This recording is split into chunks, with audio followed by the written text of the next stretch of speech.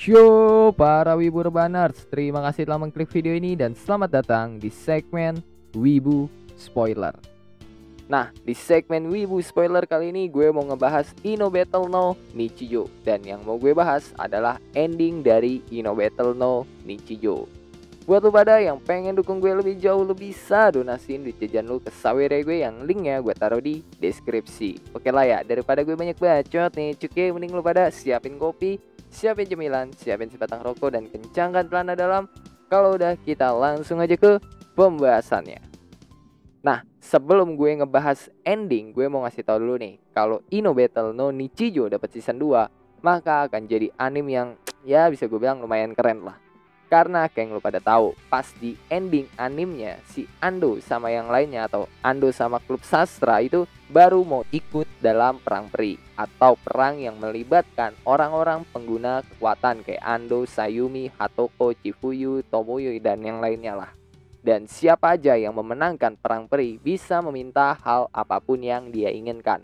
Ya mirip-mirip kayak Fate series gitulah. Buat yang udah nonton Fate series pasti gak bakal asing sama cerita modelan kayak gini.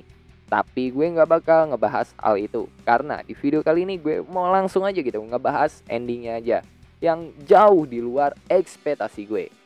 Nah, nanti di Final Arts itu cuma menyisakan 3 orang dari sekian banyak pengguna kekuatan, yaitu menyisakan Ando, Tomoyo, dan Kiryu, abangnya Tomoyo. Dan kalau lu tanya kemana gitu kan teman-temannya Ando yang lain kayak Sayumi, Hatoko, Chifuyu, atau yang lainnya, jawabannya mereka semua udah pada mati di tangan Kiryu.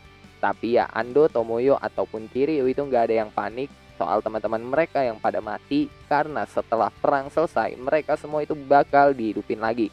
Tapi ingatan mereka tentang perang peri yang mereka ikuti itu bakal hilang sepenuhnya, termasuk kekuatan mereka yang juga bakal hilang. Dan nanti Ando sama Tomoyo itu bakal pergi menemui Kiryu, dan di situ Kiryu tuh masih tetap gitu kan pakai gaya sombong Chunibyo-nya yang ya kelewat absurd anjing gayanya. Tapi Ando di situ langsung nyuruh Kiryu buat mengakhiri actingnya yang ya ketahuan banget bagi Ando. Ando bilang kalau omongannya Kiryu itu tentang Ando dan yang lainnya, maksudnya tentang Ando dan klub sastra yang cuma karakter fiksi yang mengikuti naskah yang Kiryu tulis, adalah suatu kebohongan yang diciptakan sama Kiryu. Atau ya cuma tipu-tipunya Kiryu buat ngasih mereka alasan biar mau gelut sama Kiryu, sesuai sama apa yang udah direncanakan Kiryu. Ando juga bilang kalau alasan Kiryu ngelakuin hal itu karena Kiryu itu putus asa kisah perang peri kelima yang Kiryu ciptakan itu berada di luar kendalinya atau di luar rencana yang telah disiapkan Kiryu. Dan buat yang gak tahu, gue mau ngasih tahu dulu nih, kalau perang peri itu udah terjadi selama 5 kali, dan perang peri kelima adalah perang yang diciptakan sama Kiryu. Nah, habis itu Ando bilang kalau Kiryu udah nyoba menambahkan plot yang menarik di berbagai sisi selama perang peri berlangsung. Tapi Kiryu nggak tahu nih gimana harus mengakhiri cerita yang udah dia buat. Karena Kiryu itu hanyalah seorang penulis Chunibyo yang menulis apapun yang dia inginkan tanpa peduli sama endingnya itu bakal kayak gimana. Dan Kiryu yang denger itu langsung bilang kalau Ando bener, dia lagi putus asa karena ceritanya gak berjalan kayak apa yang dia rencanakan, seperti rencana dia di awal. Ending asli yang udah ditulis sama Kiryu adalah pertarungan antara klub sastra atau klub yang diikuti sama Ando melawan Valen Black atau organisasi yang Kiryu buat. Tapi Shizumu, seorang pengguna kekuatan yang bisa melihat masa depan sekaligus teman masa kecilnya Ando, telah memperlihatkan sebuah ending yang sangat tidak diharapkan oleh Kiryu. Jadinya Kiryu nyoba buat mengubah alur ceritanya dengan buru-buru, dan saat itulah Valen Black atau organisasi yang dibuat sama Kiryu mengkhianati Kiryu. Dan keadaan semakin diperparah sama klub sastra yang gak mau ngelawan dia. Makanya Kiryu ngebuat suatu kebohongan tentang Ando dan klub sastra yang cuma karakter fiksi yang dibuat sama Kiryu, biar klub sastra itu mau gelut sama si Kiryu. Tapi setelah dipikir lagi, Kiryu percaya letak kesalahannya adalah karena dia telah ketemu sama Ando. Setelah Kiryu bertemu sama Ando, Kiryu nyoba buat mengubah alur ceritanya jadi lebih menarik lagi dengan melibatkan Ando sebagai karakter baru. Kiryu mengubah lawan terakhirnya itu jadi Ando yang sebelumnya di naskah yang ditulis sama Kiryu, lawan terakhirnya Kiryu itu adalah Tomoyo. Tapi Kiryu nyesal mengubah Ando menjadi lawan terakhirnya karena kekuatannya Ando itu sangat-sangatlah lemah. Walaupun Ando didukung sama Dark Endrak yang gak bisa padam pas sudah masuk level 2, tapi kekuatan itu belum cukup buat mengalahkan Kiryu. Ditambah Ando itu juga punya tubuh atletis, tapi tubuhnya itu juga nggak cukup buat mengalahkan si Kiryu ini. Karena ya bisa gue bilang Kiryu itu adalah karakter paling OP di seri Ino Battle no Nichijou. Kenapa gue bilang gitu? Karena Valiant Black, organisasi yang dibikin sama Kiryu itu udah mengkroyok Kiryu abis-abisan. Kiryu di situ cuma sendiri. Tapi Kiryu cuma jentikin jarinya dan semuanya end, mati seketika. Lu bayangin kalau Ando disuruh ngelawan dia, apa yang bakal terjadi? Ya jadi lemper si Ando anjing. Dan habis itu Kiryu meminta maaf karena telah melibatkan Ando di berbagai pertarungan hidup dan mati. Tapi hal itu sama sekali nggak meningkatkan kekuatan Dark Endrak-nya si Ando. Dan setelah itu Kiryu cerita kalau masa depan yang dia lihat dari kekuatannya Shizumu adalah masa depan sewaktu dia berusia 40 tahun dan masih melakukan pose Chunibyo seperti biasanya. Kiryu yang ngeliat itu kesel karena dia merasa apa yang dia lakukan itu hanyalah permainan seorang bocah. Di usianya yang ke-20 tahun, Kiryu tahu kalau sifat Chunibyo di dalam dirinya itu udah mulai memudar. Tapi Kiryu nggak mau gitu kan kalau sampai sifat Chunibyo-nya hilang. Dan pas dia ditawarin buat ikut berpartisipasi di perang peri keempat, Kiryu merasa telah menemukan apa yang dia cari. Karena dengan ikut perang peri keempat, dia akan jadi pengguna kekuatan yang sesungguhnya. Bukan hanya sekedar seorang Chunibyo yang ngehalu punya kekuatan.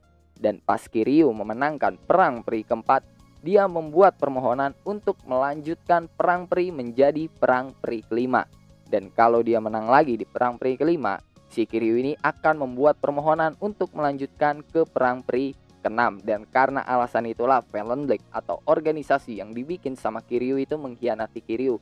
Kiryu ngebuat permohonan kayak gitu karena dia merasa kalau mengakhiri perang sama aja dengan mengakhiri Chunibyo-nya.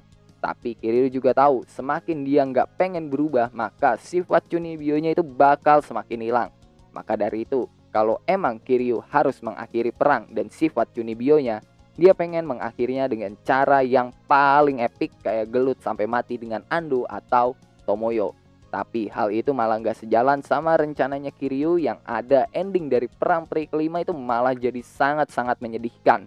Dan Tomoyo yang dari tadi dengerin omongan abangnya sama omongannya Ando langsung komen kalau Kiryu itu kayak bocah yang gak mau jadi dewasa. Setiap orang pasti bakal mengalami pendewasaan diri dan itu yang terjadi sama Kiryu. Tomoyo juga bilang kalau sifat Chunibyo-nya Kiryu itu gak bakal hilang. Cuma ya sifat Chunibyo-nya Kiryu bakal jadi lebih pasif aja karena faktor usianya Kiryu yang menjadi lebih dewasa. Semakin tua seseorang, maka dia akan semakin matang dalam pemikiran dan merubah diri menjadi lebih baik lagi dan menjadi lebih dewasa lagi. Dan jujur aja pas gue baca nih kan kalimat yang dibilang Tomoyo, gue ngerasa anjir omongannya Tomoyo tuh bener banget. Gue mau curhat dikit nih ya. Dulu waktu gue masih zaman-zaman sekolah ya bisa dibilang gue tuh pengen banget gitu kan kayak Oreki Houtaro gitu ya. Dulu belum ada nih Ayano Koji tuh belum ada dulu. Masih zaman-zamannya Oreki yang sering banget gitu dapat hashtag gue banget. Nah, pas gue mulai masuk kuliah, gue ngerasa gitu kalau gue mulai berubah. Gue tetap suka sama anime, gue suka sama manga, gue juga masih suka gitu baca-baca novel.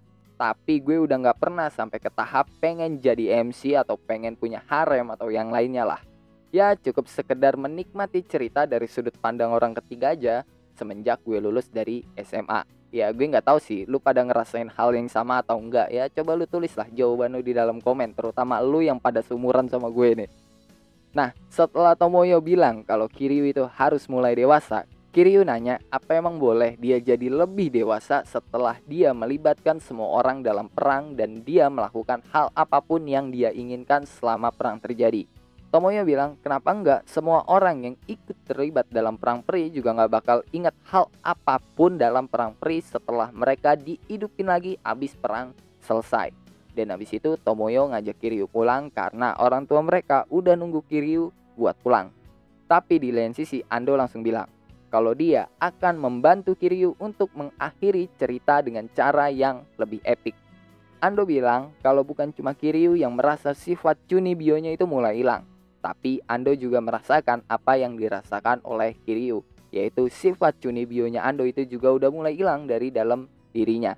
Dan Ando juga punya satu pemikiran yang sama kayak Kiryu, dimana kalau emang dia harus meninggalkan sifat Chunibyo-nya, dia pengen meninggalkan sifat Chunibyo-nya itu dengan cara yang paling epic. Maka dari itu Ando menawarkan Kiryu buat melakukan pertarungan terakhir untuk mengakhiri segalanya, yang dimana tantangan itu diterima sama Kiryu. Dan akhirnya Ando sama Kiryu menulis ulang cerita perang peri kelima menggunakan kekuatan para peri. Mereka mengubah cerita yang mereka buat menjadi suatu kenyataan bagi orang lain, yang dimana ending dari cerita yang mereka tulis itu berakhir dengan pertempuran antara klub sastra atau klub yang diikuti sama Ando melawan Valen Black, organisasi yang dibikin sama Kiryu. Dan last battle-nya adalah Ando melawan Kiryu, yang dimana mereka bakal gelut sampai kekuatan mereka hilang dan berakhir cuma saling tonjok doang. Ya ibaratnya kayak last battle Naruto ngelawan Sasuke gitulah. Dan perang peri kelima itu akhirnya benar-benar berakhir tanpa ada pemenangnya. Semua pengguna kekuatan bakal kehilangan kekuatan mereka, termasuk Ando, Kiryu, dan Tomoyo. Tapi mereka nggak kehilangan ingatan mereka tentang perang peri kelima. Yang kehilangan ingatan adalah mereka yang mati di perang peri kelima dan dihidupin lagi setelah perang berakhir, kayak Sayumi, Hatoko, Chifuyu, dan yang lainnya. Dan di epilog diketahui kalau Ando itu udah jadi murid SMA kelas 3, yang berarti Sayumi udah lulus dan udah masuk ke suatu universitas. Kiryu, abangnya Tomoyo, juga udah mulai masuk kuliah lagi dan dia juga udah mulai pacaran sama Hitomi, mantan member Valen Black. Sedangkan Ando, dia juga udah mulai pacaran gitu kan sama seorang cewek yang bikin Shizumu, teman masa kecilnya Ando, itu cemburu sama Ando yang bisa pacaran. Nah, terus siapa gitu kan pacarnya Ando itu? Nah, ternyata ending dari Ino Battle itu mirip kayak Bokutachi wa Benkyo, yang dimana endingnya punya rute yang berbeda. Jadi pacarnya Ando itu tergantung pembacanya mau rute mana yang dipilih. Pertama ada rutenya Chifuyu, si cewek loli yang masih SD itu. Nah, di rute ini Ando pacaran sama Chifuyu, tapi mereka merahasiakan hubungan mereka sampai Chifuyu jadi lebih dewasa. Dan suatu hari di musim panas, mereka pergi ke kolam renang yang sama dengan yang mereka kunjungi tahun lalu. Chifuyu kesal karena Ando berperilaku seperti kakaknya, bukan seperti pacarnya. Dan Ando juga nggak mau nyium dia, yang bikin Chifuyu kesal banget. Tapi Ando langsung bilang kalau itu karena mereka ada di depan umum. Chifuyu menerima alasannya Ando yang cukup logis dan diakhiri dengan Ando yang memeluk Chifuyu. Di rutenya Sayumi, Ando bakal pacaran sama Sayumi dan belajar keras dengan bantuannya Sayumi biar bisa masuk ke universitas yang sama kayak Sayumi. Dan pas di musim panas, Sayumi itu datang ke rumahnya Ando. Dan pas Sayumi ngelihat isi PC-nya Ando atau isi komputernya Ando, Sayumi itu kaget banget karena Ando tertarik buat melakukan berbagai hal seksual sama dia. Jadinya Sayumi itu ngasih janji ke Ando kalau Ando lulus ujian dan bisa masuk ke universitas yang sama kayak dia, Ando itu diperbolehkan untuk menggrepe OVA-nya. Tapi Ando langsung nolak dan bilang kalau ya dia pengen hadiahnya itu memanggil Sayumi dengan nama depannya Sayumi, dan Sayumi harus manggil Ando make nama depannya Ando. Ya, tapi sebagai seorang pembaca gue yakin banget sih bukan cuma itu doang yang bakal terjadi. Apalagi kalau lu udah ngebaca keseluruhan cerita Ino Battle, lu bakal tahu kalau Ando itu bukan cowok muna. Terus kalau di rutenya Hatoko, Ando sama Hatoko itu bakal pacaran. Dan bisa gue bilang gitu kan, kalau hubungannya Hatoko sama Ando itu romantis banget anjir. Karena pas mereka lagi ngedate, Ando itu bakal nyenderin kepalanya di pundak Hatoko, dan habis itu gantian. Tapi kalau Hatoko ini nyenderin kepalanya di pangkuannya Ando dan tertidur di dalam pangkuannya Ando. Anjir, romantis banget kan bangsat. Dan terakhir di rutenya Tomoyo. Nah, di rute ini lu bakal ngeliat kalau Tomoyo itu bakal jadi bucin banget ke Ando. Tomoyo bakal manggil Ando dengan sebutan Juju, yang berasal dari nama depan Ando yaitu Jurai. Dan Tomoyo itu bakal selalu memeluk Ando di setiap ada kesempatan dan selalu meminta dicium sama Ando. Dan ada kejadian di mana Tomoyo bakal mencium Ando duluan sambil bilang kalau dia mencintai Ando, dan Ando bakal mencium balik Tomoyo sambil bilang I love you too. Dan mereka ngelakuin itu di rumahnya Tomoyo, lebih tepatnya di kamarnya Tomoyo. Dan lu bakal tau lah apa yang bakal terjadi selanjutnya. Buaya dikasih makan ya, sikat aja lah ya kan. Nah, terus setelah itu cerita bakal ke-skip sampai puluhan tahun ke depan, yang dimana Ando bakal punya anak yang bernama Mei. Mei adalah cowok yang merupakan pemain tenis terbaik di Jepang yang setiap pertandingannya itu bakal ditonton sama Ando dan istrinya Ando. Nah, istrinya Ando ini kalau kata pengarang InnoBattle, terserah pembaca mau siap aja dari keempat cewek yang masuk ke rute pacarnya Ando. Dan satu lagi, anaknya Ando itu adalah salah satu karakter di light novel Isekai Tennis Musou, tapi bukan sebagai MC melainkan sebagai karakter sampingan. Oke lah, mungkin cukup sekian ya cuke untuk pembahasan kali ini. Kalau lu ada pertanyaan, saran, requestan, atau bacotan gak penting lu pada lu bisa tulis di dalam kolom komentar.